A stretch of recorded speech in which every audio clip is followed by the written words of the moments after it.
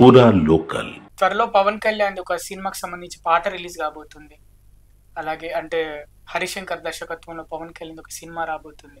ఆ సినిమా కూడా త్వరలో రిలీజ్కి ఉంది, అంటే మార్చిలో అలా రిలీజ్ ఉందని చెప్తున్నారు. మరి ఆ సినిమాని అడ్డుకుంటే పరిస్థితి ఏంటి? మీకు ఒకటి చెప్తా బాయ్ సాబ్, జనసేన అధినేత శ్రీ పవన్ కళ్యాణ్ గారు ప్రజల గురించి ఎన్నో మంచి పనులు చేశారు. ఆయనకున్న క్యాడర్ కూడా అంతా నిరుపేదలే, ఇబ్బందులు పడ్డ వాళ్ళు, మా దగ్గరకు వచ్చిన వాళ్ళు చెప్తా నేను అనేక సమస్యలని దాటుకుంటూ జనసేన జెండా పట్టిన వాళ్ళే. అంటే వాళ్ళకు ఒక పవన్ కళ్యాణ్ గారే కనిపిస్తారు కానీ ఇంకేం కనిపించదు. మీరు అటువంటి వ్యక్తిని అడ్డుకుంటా అంటే తర్వాత జరిగే పరిణామాలు మీరే బాధ్యత వహించాలి. ఎందుకంటే ప్రభుత్వం ఆంధ్రప్రదేశ్లో కూడా ఇదే రకంగా చేసిర్రు. తర్వాత ఏం జరిగిందో మీకు తెలిసిన విషయం నేను చెప్పా. ఎందుకంటే ఆయన అంటే ఇష్టపడే వాళ్ళు చాలా మంది. మీరు ఒక మీటింగ్కి వెళ్తే కొన్ని లక్షల మంది వస్తారు. మిగతా పార్టీలు డబ్బులు ఇచ్చి బిర్యానీలు పెట్టి వాళ్ళకు అన్ని రకాలుగా చూసి తెస్తారు ఆంధ్రప్రదేశ్లో కానీ ఇక్కడ. నేను ఏమంటా అంటే కొంతమంది, నేను ఏమంటున్నా అంటే ఆయన అంటే ఇష్టపడి ఒక మేము మీటింగ్ పెడితే కొన్ని వేల మంది ఆ మీటింగ్ అటెండ్ అవుతారు. అంటే ఆయన అంటే అంత ఇష్టపడతారు. దాన్ని మీరు ఈ రకంగా ఇబ్బంది పెట్టాలనుకుంటే నిజం అనేది ఎప్పటికైనా నిజమే ఉంటుంది. మీరు దాన్ని ఏ రకంగా దిప్పినా కానీ ప్రజలు గమనిస్తూ ఉంటారు, మనం చేసే పనులన్నీ చూస్తుంటారు. నేను మీకు ఉదాహరణకు ఒక మాట చెప్తా. మనము స్వాతంత్రం వచ్చినప్పటి నుంచి అన్ని పొలిటికల్ పార్టీస్ కానీ ముఖ్యమంత్రులు ఉమ్మడి రాష్ట్రం ఉన్నప్పుడు ఆ క్యాబినెట్లో కోమటిరెడ్డి వెంకటరెడ్డి గారు ఉన్నారు.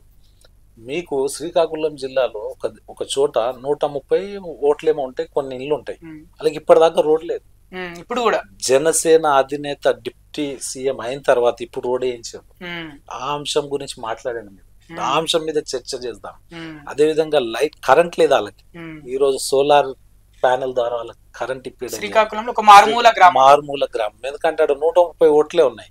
అంటే వీళ్ళు ఓటింగ్ పరంగా చూస్తారు కానీ ప్రజలకు వాళ్ళు కూడా మనుషులే కదా.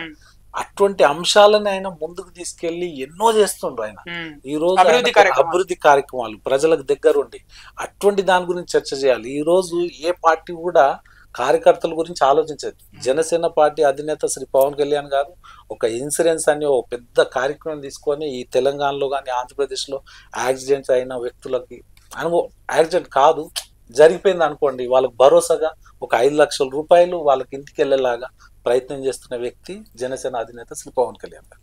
అట్లా మేము 47 కోట్ల రూపాయలు ఈరోజు కార్యకర్తలకు ఇవ్వడం జరిగింది 2 తెలుగు రాష్ట్రాలలో.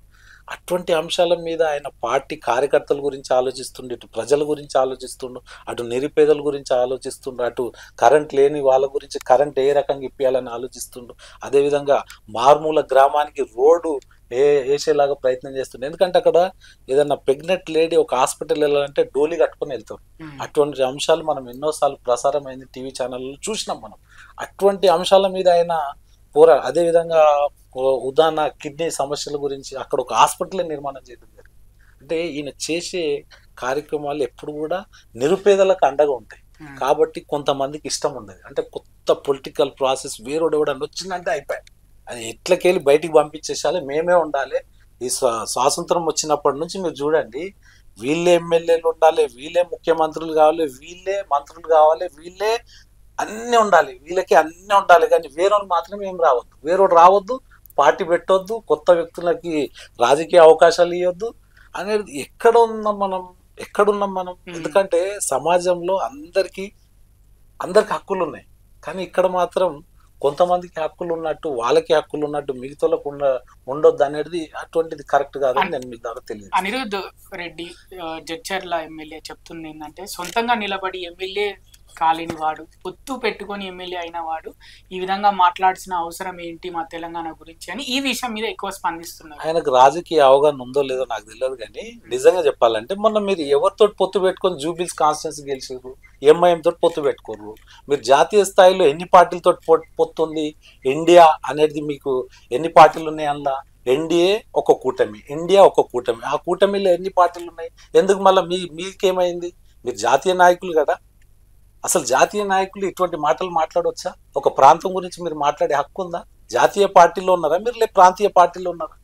ఒక జాతీయ నాయకుడు పార్టీలో పనిచేసుకుంటా మీరు ఈరోజు మీ ఇండియా ఇండియా కూటమిలో ఎన్ని పార్టీలు ఉన్నాయి మీరు చెప్పండి. అనిరుద్ధ్ రెడ్డి గారు మీరన్నా చెప్పండి, నేనన్నా చెప్తా. అదేవిధంగా ఎన్డీఏ కూటమిలో ఎన్ని పార్టీలు ఉన్నాయి? ఇవాళ పరిస్థితులను బట్టి పొత్తులు పెట్టుకోవడం జరుగుతుంది. అది కాంగ్రెస్ అయినా, భారతీయ జనతా పార్టీ అయినా, టీడీపీ అయినా. ఇక్కడ మీరు పెట్టుకోలేదా? గతంలో మీరు పెట్టుకోలేదా? ఇప్పుడు నేను రేవంత్ రెడ్డి గారు పెట్టుకోలేదా? కోదండరామ్ రెడ్డి గారితో ఆయన కూడా ఒక పార్టీ ఉంది కదా, కోదండరామ్ గారిది. ఆయనతో పాటు ఏంది జన జాగృతి పార్టీ. కోదండరామ్ గారిది కూడా ఒక పార్టీ ఉంది. ఆయన పొత్తులో లేడా మీతో పాటు? ఇప్పుడు ఆయనతో పాటు మీరు పొత్తులో ఉండి ఆయనకి ఎమ్మెల్సీ ఇచ్చారు కదా. మీరు ఏమన్నా తెలిసి మాట్లాడుతుర్రా, తెలియక మాట్లాడుతుర్రా? మీరు ఆలోచించాలి. మీరు పొత్తు పెట్టుకునే కదా ఇవాళ ముఖ్యమంత్రి అయ్యారు. ఎందుకంటే మీరు ఒక మాట అంటే 100 మాటలు మేము మాట్లాడతాం. మాకు కూడా తెలుసు, మేము 32 ఏళ్ళ నుంచి రాజకీయాలు చూస్తున్నాం మేము. కాకపోతే మాకు అవకాశం రావచ్చు రాబోయే రోజుల్లో. అంతేగాని మీరు ఈ రకంగా మాట్లాడుకుంటా మీకు నచ్చింది మాట్లాడితే పొత్తు పెట్టుకో అని నీకెందుకురా నాయన? మా కష్టం మేము చేస్తాం, మా ప్రయత్నం మేము చేస్తాం. నీకెందుకు? గెలుస్తాము, ఓడతాము, ప్రజల నిర్ణయం అది. నువ్వెవరు, నేనెవరు? నీకెన్ని హక్కులున్నాయి, నాకు అన్ని హక్కులున్నాయి. అంతేగాని నువ్వు జనసేన అధినేత శ్రీ పవన్ కళ్యాణ్ టార్గెట్ చేసి ఎందుకు? మీ జగన్మోహన్ రెడ్డి ఉండాలి జీవితాంతం, వాళ్ళే ఉండాలి, వాళ్ళే సంపాదించాలి. సిమెంట్ ఫ్యాక్టరీలు వాళ్ళే, ఇసుక దందా వాళ్ళదే, లిక్కర్ కంపెనీలు వాళ్ళే, పేపర్లు వాళ్ళే, న్యూస్ ఛానల్ వాళ్ళే, హాస్టల్స్ వాళ్ళే, హాస్పిటల్స్ వాళ్ళే. మిగతాడు ఏం చేయాలి? మీ వెనక జెండా పట్టుకొని జిందాబాద్ కొట్టాలి. సిగ్గుండాలి మాట్లాడి. అనిరుద్ధ్ రెడ్డి నేను చెప్తున్నా మీ ద్వారా. ఎందుకంటే ఏదైనా మాట్లాడితే పాయింట్ కరెక్ట్ ఉండాలి. ప్రతిదీ టిగర్ చేసి మాట్లాడతారు. నీ కాన్స్టిట్యున్సీలో ఫస్ట్ అక్కడ నిరుద్యోగులకు ఉద్యోగాలు ఇప్పి, నీ కాన్స్టిట్యున్సీలో మహిళలకు 2500 నీ కాన్స్టిట్యున్సీలో తులం బంగారం ఇప్పి ఆ పని చేయను.